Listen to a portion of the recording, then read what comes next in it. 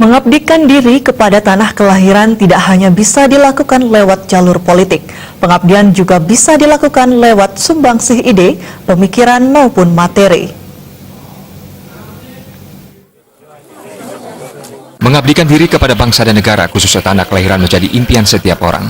Pengabdian diri kepada Ibu Pertiwi tak hanya dapat dilakukan dengan sumbangsi finansial, namun juga bisa lewat sumbangsi ide, pemikiran maupun semangat kerja. Itulah pesan yang disampaikan salah seorang warga di Kecamatan Nusa Penida, yakni Ketut Lea. Pemuda asal Banjar Adat Sental Kangin Desa Pet yang memiliki nama lengkap Ketut Lea Wijaya justru tetap teguh mengabdikan dirinya demi kemajuan Ibu Pertiwi tanah kelahirannya Nusa Penida. Rasa kecintaannya terhadap Kabupaten Klungkung dan Kecamatan Nusa Penida khususnya telah ia sumbangkan sejak usia remaja. Hal itu diakui beberapa warga yang mengatakan sosok pria yang lebih akrab disapa Ketut Leo ini dikenal dermawan sejak usia 19 tahun sampai sekarang tanpa terputus membantu pembangunan tempat suci khususnya di Kecamatan Nusa Penida.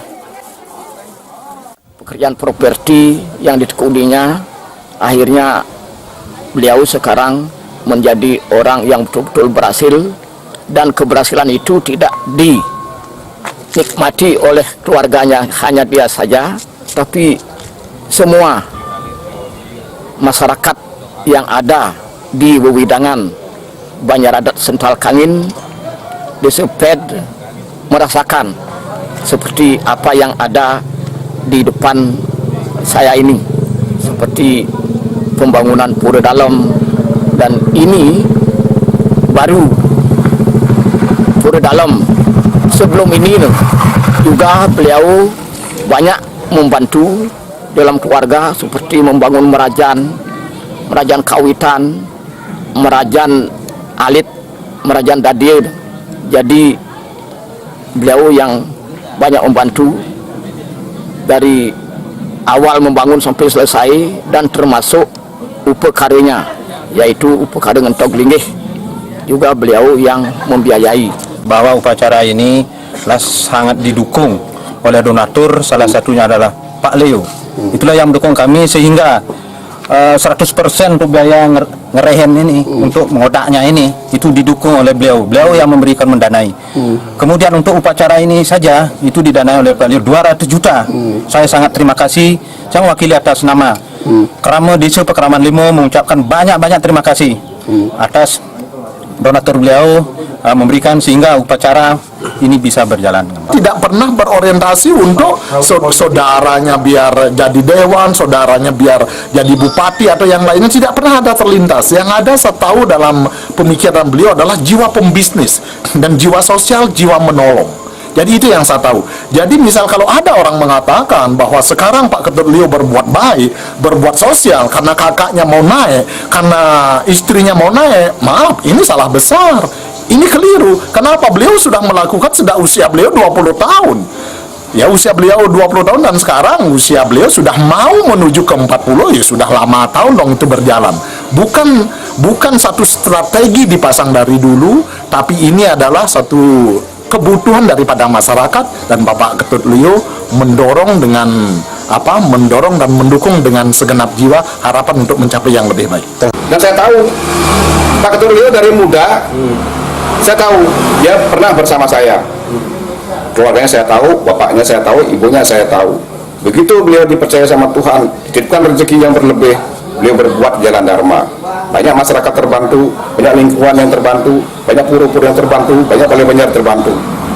Sehingga begitu saya dengar masuk, saya bangga. Saya ibaratkan menemukan berlian. Begitu. Ini bukan bualan saya, kenyataan. Kalau bapak-bapak nggak percaya, silakan cek di masyarakat. Betul nggak Pak Leo sudah berbuat seperti itu? Dan mudah-mudahan Pak Leo dengan rezeki yang dititipkan sama Tuhan selalu dijalankan di jalan dharma. Astungkare, merdeka.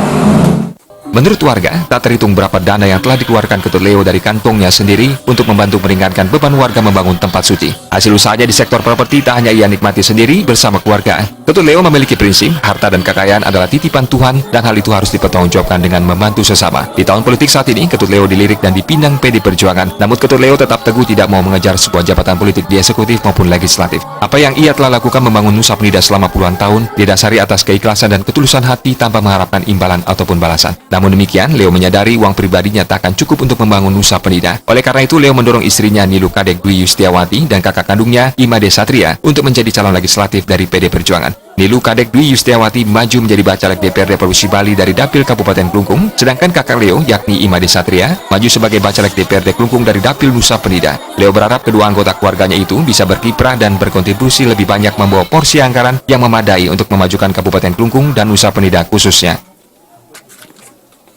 Ini saya memiliki satu penilaian yang khusus. Oke, kalau kita berbicara satu kancah atau ranah politik, secara otomatis banyak orang, tidak semua loh, banyak orang yang menghalalkan berbagai cara. Walaupun dia sesungguhnya adalah sedikit jahat, sedikit bohong misal seperti itu, tetapi pada saat dia mau mencalonkan diri, secara automatically dia masih berpura-pura menjadi orang baik. Tapi beda dengan sosok Pak Ketut Leo dan keluarganya, karena sudah berbaik dari dulu, dari usia 20 tahun ya sampai saat sekarang tetap berbuat baik. Ya ini saya katakan ini suatu yang luar biasa. Saya memberikan apresiasi sangat luar biasa. Kalau boleh dikatakan bahasa senonya unbelievable. Ya, tapi beda dengan yang lainnya. Dan saya tidak perlu menyebutnya. Pasti ngertilah. Bagi yang mendengar pasti ketawa. Bener kan? Lu begitu kan?